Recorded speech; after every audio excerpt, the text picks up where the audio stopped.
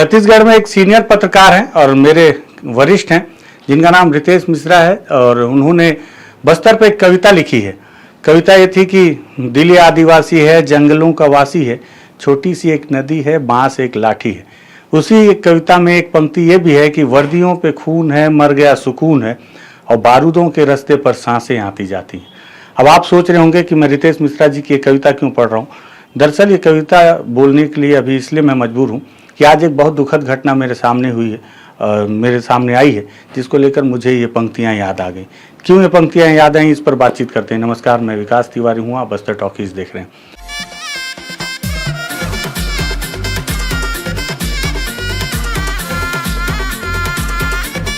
दरअसल आज से ठीक 3 दिन पहले मैं अबूझमाड़ गया हुआ था। अबूझमाड़ जाने के लिए मैंने भैरमगढ़ का रास्ता अपनाया था, क्योंकि अबूझमाड़ आप कई रास्ते से जा सकते हैं, बीजापुर से, दंतेवाड़ा से, नारायणपुर से, महाराष्ट्र से। मैं इस बार जा रहा था भैरमगढ़ के उस परी से। आपको याद हो, उस परी से पार करके हमने कई रिपोर्ट तैयार की हैं और इस बार भी मैं बोड़गा जा रहा था, जहां पर मुठभेड़ हुई थी बीते दिनों और 25 लाख का सुधाकर मारा गया था पुलिस के दावे के अनुसार। और ग्रामीणों ने मुझे बुलाया था, उन्होंने कहा था कि कहानी कुछ अलग है। जब उस रिपोर्ट को करने में जा रहा था तो इंद्रावती नदी के ठीक उस पार अबूझमाड़ में बहुत दिनों से आदिवासियों के एक आंदोलन चल रहा था। यह आंदोलन मूलवासी बचाओ मंच के द्वारा किया जा रहा था और इनके साथ ही साथ इन्होंने महिलाओं के अधिकार के लड़ने के लिए महिला संघर्ष समिति का भी निर्माण किया था। जब मूलवासी बचाओ मंच को सरकार के द्वारा अवैधानिक घोषित कर दिया गया, उन पर बैन लगा दिया गया, तब महिला संघर्ष समिति के द्वारा वहां पर उस आंदोलन को आगे चलाया गया। अभी जब मैं परसों आ गया तो वहां पे 3-4 महिलाएं थी और 1-2 वहां पे युवक भी थे ग्रामीण, जिन्होंने हमें वहां पे खाना खिलाया और हम आगे बढ़े। जब हम वहाँ खाना खा रहे थे तो उस दौरान हमें खाना परोसने वाली एक बस्तर की एक आदिवासी युवती थी जिसका नाम था सरस्वती ओयाम। वो जब भी मैं उस इलाके से जाता था हमेशा हमें खाना वही खिलाती थी और हमेशा मिले तो मुस्कुराकर सबसे पहले हाथ मिलाए, सेवा जोहार बोले और फिर पीने के लिए पानी दे और खाना खिलाए। और आज सुबह जब मैं उठा तो मुझे पता चला कि उस परी में, अब आप देखिए इत्तेफाक कि सांसें आते जाती हैं बारूदों के रास्ते पर, ये मैं क्यों बोल रहा हूँ। उसी रास्ते से 3 दिन पहले मैं और मेरे साथी सुनील जो मेरे साथ थे, हम पैदल उस रास्ते को पार किए नदी को और एक चट्टान पर बैठकर हमने कुछ फोटो भी क्लिक किया। आज पता चला कि उसी चट्टान के नीचे माओवादियों का या एक बम लगा हुआ था। माओवादियों का इसलिए बोल रहा हूँ क्योंकि अमूमन उस इलाके में इस तरह के आईडी बम माओवादियों के ही लगाए जाते हैं, लेकिन सोनी सोरी ने हालांकि इस पर कुछ और अंदेशा भी व्यक्त किया है। खैर, पहले ये बता दूं कि वहाँ पर एक बम लगा हुआ था। सरस्वती ओयाम जो हमेशा हमें खाना खिलाती थी, रोज की तरह आज भी वो अपने बर्तन और सारे जो सामान लेकर नदी के किनारे जब पहुँची और उन्होंने उन पानी में उसे धोना शुरू ही किया था और थोड़ी देर के बाद चट्टान के नीचे का कोई बम जो ब्लास्ट हो गया, जिसमें सरस्वती ओयाम बहुत बुरी तरह से घायल हो गई। उनका एक पूरा पैर पूरी तरह से उड़ गया, घुटने के नीचे कुछ बचा ही नहीं है, एक हाथ वो भी बहुत बुरी तरह से जख्मी है। मैं बहुत दुखी हूँ इस खबर को देखकर और बहुत अंदर से मेरे पास शब्द नहीं है बताने के लिए। मैं विश्वास नहीं कर पा रहा हूँ कि कैसे जो मुझे परसों खाना खिला रही थी मुस्कुराते हुए, आज वो बिस्तर में पड़ी हुई है और कराह रही है, जीवन और मौत के बीच संघर्ष कर रही है। इस बीच सोनी सोरी ने एक गंभीर अंदेशा भी व्यक्त किया है। उन्होंने हालांकि कहा है कि माओवादियों का ही बम रहता है, लेकिन हो सकता है कि फोर्स की काम हो। पता नहीं क्यों बोल रही है सोनी सोरी, उनके पास क्या इसके कुछ साक्ष्य हैं, लेकिन क्या कहा सोनी सोरी ये सुनिए आप। जो बहुत दुखद घटना है, सरस्वती जो ओयाम है, ये हमारी युवा पीढ़ी की एक महिला अधिकार मंच की अध्यक्ष है और ये सुबह सुबह इंद्रावती नदी उस पारा अताडोड़ वो जगह में एक महिला अधिकार मंच बना हुआ है। तो ये सुबह अपना फ्रेश होने के लिए और बर्तन लेके गई थी और वहाँ फ्रेश होके बर्तन धो के आने की स्थिति में थोड़ा आगे कदम बढ़ाई थी, उस समय विस्फोट हो गया है और वो जो विस्फोट जिस तरह से हुआ है वो तो पूरी तरह घायल हो चुकी है और उसमें ये घायल है, जिसका हमको बहुत ज़्यादा दुख है। लेकिन इसमें और भी कुछ बातें निकल के आ रही है। जो 25 तारीख को जो घटना हुई वो तो पूरा फर्जी था।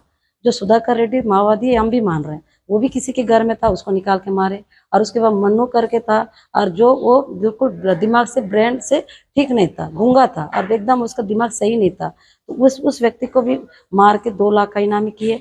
और एक भाई था जो पिछले वर्ष जुलाई या अगस्त के आसपास वो जेल से रिहा हो गया था। उसको भी मार के उसको भी 2 लाख का इनाम कर दिए। ये घटना भी फर्जी, और उस घटना के दो करके मुठभेड़ बोल रहे हैं ना, वो पूरा फर्जी है। और जिस घाट में आज मेरी महिला अधिकार मंच जो सरस्वती ओयाम ने जो इस तरह का आज नौबत आया, पुलिस भी उस दिन उधर से गई है। कहीं ना कहीं मुझे शक है कि पुलिस जो उस तरह से जाते हुए ये जरूर ऐसा कोई कृत्य किए होंगे। ये नहीं कह सकते कि नक्सल और पुलिस इसका जांच का विषय है। पुलिस तो अब यही बोलेगी ना नक्सल ने डाला, और मैं बोल रही हूँ कि अभी कुछ दिन पहले उधर से आना जाना फोर्स वाले किए हैं, पुलिस फोर्स। और वो घाट आज का नहीं, कई सालों से उस घाट में लोग नहाते थे, मैं भी जाती थी सब।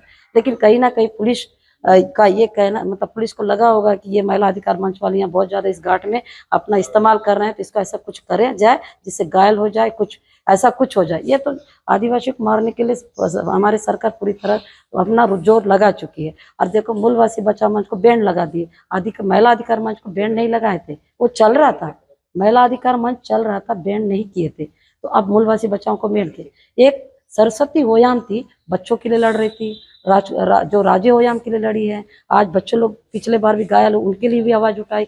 हर तरह की बातें सरस्वती ओयाम एक सामाजिक रूप से बहुत लीगल तरीके से वो फाइट कर रही थी। आज वो हमारे बीच में घायल अवस्था में आज यहाँ एम्स में जगदलपुर में लाए हैं। तो ये कहीं ना कहीं, ये मैं नहीं कह सकती कि ये नक्सल का बम था या पुलिस का, लेकिन शक तो जाहिर यही हो रहा है कि पुलिस फोर्स उधर से गई है और कहीं ना कहीं वो कृत्य वो भी कर सकते, शक के बुनियाद पे मैं कह रही हूँ। तो ऐसा गांव वाले भी बोल रहे हैं और कुछ लोगों ने भी मुझे बताया। और ये जांच की विषय, इसको जांच होना चाहिए। 25 तारीख का घटना जो घटी है पूरा फर्जी है। उसमें से भी सरस्वती के ही परिवार को उनका मौत के घाट उतार दिया है पुलिस ने, और 2-2 लाख का इनाम ही बता दिए। और आज देखो, सरस्वती आज एम्स अस्पताल, यहाँ मेडिकल हमारा डिमरापाल अस्पताल में आज उसको एडमिट किया गया है। तो सुना आपने कि सोनी सोरी ने तो अलग ही बयान दिया है। उन्होंने कहा कि उन्हें अंदेशा कुछ और है। हालांकि बस्तर में जब भी इस तरह के ब्लास्ट होते हैं, कोई पहली घटना नहीं है। इसके पहले कई ऐसी घटनाएं हो चुकी हैं जिसमें माओवादियों के द्वारा लगाए गए आईडी बम की चपेट में आकर ग्रामीणों की मौत हुई है या गंभीर रूप से घायल हो गए हैं। और आज एक बार फिर से अगर ये माओवादियों का ही बम है, अगर क्या होता ही है, अभी तक माओवादियों की तरफ से कोई पत्र भी जारी नहीं हुआ है।